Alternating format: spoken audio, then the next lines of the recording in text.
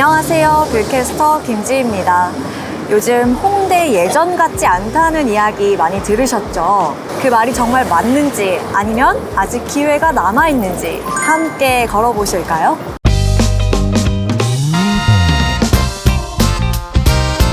지금 제가 서 있는 곳은 걷고 싶은 거리라고 잘 알려진 홍대 상권의 핵심 중의 핵심, 그리고 홍대 상권의 시작점입니다. 인근에 매각 사례가 있어서 함께 비교해보며 설명드리면 좋을 것 같아서 한번 말씀을 드려볼게요. 제 뒤로 이니스프리가 임차되어 있는 건물 혹시 보이실까요? 저 건물이 23년 3월에 매매금액 95억 원, 평당 1억 9,700만 원 수준으로 거래가 되었는데요. 대지 면적은 48.19평으로 제3종 일반 주거지역임에도 불구하고 용적률을 299% 정도 보유한 건물이었습니다. 또 바로 인근에 비슷한 시기에 매각된 사례가 있어서 한번 같이 말씀을 드려볼게요. 저쪽에 보이시는 돈수백이 임차하고 있는 건물, 그 건물은 돈수백이 직영으로 운영하기 위해 매입한 것으로 보여지는데요. 23년 6월에 92억 원, 평당 1억 3,200만 원 수준으로 매입을 하셨습니다.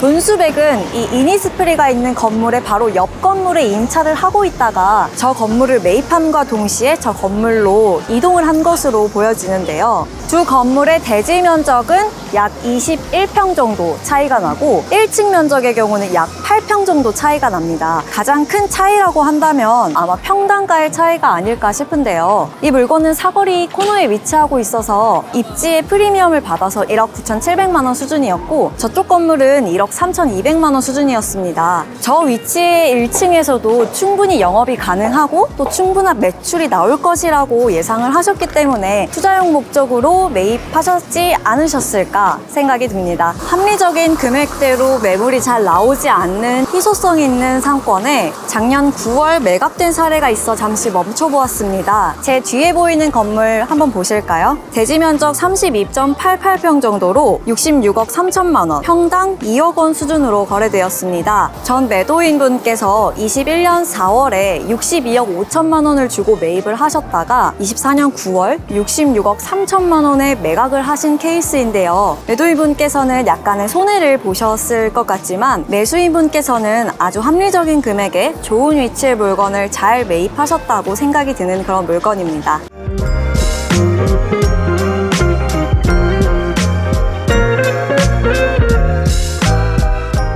네, 이곳은 9번 출구로부터 유입되는 인구들로 유동인구가 매우 많은 자리입니다. 주로 임차인들이 오랫동안 영업을 하시고 또 임차가 잘 바뀌지도 않는 그런 자리입니다. 1층의 권리금 같은 경우는 굉장히 세고요. 2층까지도 권리금이 형성되어 있다고 합니다. 네, 저는 레드로드에 나와 있습니다. 홍대 상권의 주요 소비 연령층은 20대 초중반, 많아봐야 20대 후반까지입니다. 주요 소비 연령층의 연령대가 낮고 또 그로 인해 구매력이 세지 않다 보니 객단가는 자연스럽게 낮아질 수밖에 없는데요. 음식점으로 높은 임대료를 감당하기에는 정말 많이 팔아야 되는 그런 구조가 되는 것입니다. 웬만한 음식점이나 술집이 들어오면 임대료를 감당하지 못하고 나가는 경우가 대다수입니다. 여기 보시면 액세서리 전문점, 사주타로점, 화장품 판매점 등과 같이 판매가 빨리빨리 이루어지는 그런 샵들이 주로 임차를 하고 있습니다. 제가 서 있는 이 거리에 예전엔 주차를 할 수 있었습니다. 공용 주차장을 없애고 시민들이 도보로 걸어 다닐 수 있는 거리를 조성했는데요. 긍정적인 변화로는 거리가 조금 정돈되고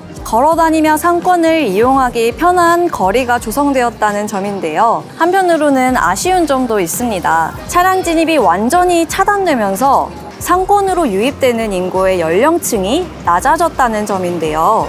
요즘은 20, 30대 소비자들도 차를 가지고 움직이는 경우가 많은데 주차할 곳이 없다면 굳이 홍대를 올 필요가 없다라는 의견들이 대다수입니다. 실제로 이 거리엔 개성 강한 음식점이나 셰프님들이 운영하는 식당들이 사라지고 무인으로 운영되는 매장들이 줄곧 들어서고 있습니다. 자차 방문 수요를 기대하기 어려워지다 보니 오래 머무르는 체류형 상권보다는 빠르게 소비하고 빠져나가는 회전형 상권의 흐름이 약간 주도권을 잡게 된 것이라고 볼 수 있겠습니다. 이동하다가 눈에 띄는 건물이 있어 잠시 멈춰보았습니다. 아마 홍대에서 가장 큰 카페이지 않을까 싶은데요. 제 뒤에 있는 건물 혹시 보이실까요? 용적률이 무려 397%로 거의 준주거 지역의 용적률에 육박하는 용적률을 보유하고 있는 건물입니다. 1, 2층은 주로 공간 대여나 팝업 등을 운영하는 자리로 이용되고 있는 것 같고요. 3층부터 8층까지는 카페로 운영이 되고 있는데 8층에서 음료를 주문하게 되면 3층에서 8층까지의 전층 카페를 이용할 수가 있습니다. 또 지금 보시기에는 티가 잘 안 나지만 건물 외벽에 광고 전광판이 붙어 있습니다. 밤에 보면 되게 반짝반짝하고 또 눈에 잘 띄는데요. 좋아하는 아이돌들의 생일이나 특별한 행사가 있을 때 홍보하기 위한 목적으로도 이용이 되고 있습니다. 이 건물은 카페를 운영하며 얻는 수익 이외에도 저 외부의 광고 수익 또한 가져갈 수 있어서 부수입까지 얻어갈 수 있는 건물인 것 같습니다.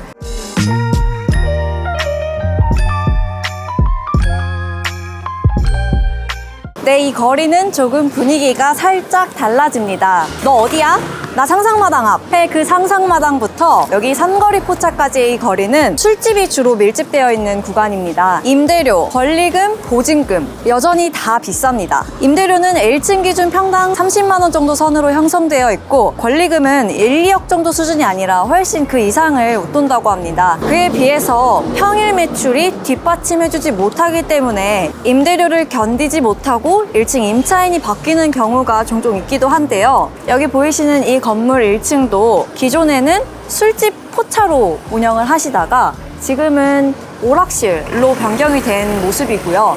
저희가 지나쳐온 건물 중에 편의점이 들어가 있는 건물이 있는데 그 건물도 곱창집으로 운영을 하고 있다가 지금은 편의점으로 바뀐 모습을 확인하실 수가 있습니다. 삼거리 포차 대로변 바로 이면의 클럽거리 임대료는 메인거리 임대료보다 상대적으로 조금 더 저렴함을 알 수 있습니다. 이곳은 주로 펍이나 라운지바 등이 밀집되어 있고요. 20대 초중반 연령대가 주를 이루다 보니 벽돌 포차, 콤보 포차 등과 같은 헌팅 포차가 인기가 많습니다. 예전 홍대의 문화와 예술이 짙게 묻어난 공간들을 사랑하셨던 분들께는 요즘 홍대 상권의 모습이 조금은 아쉬우실 수도 있을 것 같습니다. 더 이상 과거와는 같은 모습은 아니지만 그만큼 새로운 기회가 탄생하고 있기도 합니다. 지금 이곳은 K-뷰티, 관광, 쇼핑 세 가지가 결합된 하이브리드 상권으로 진화하고 있고 여기에 홍대만의 자유로운 분위기와 문화적 정체성이 더해진다면 성수나 한남처럼 매력적인 상권으로 재도약할 수 있을 것이라고 생각합니다.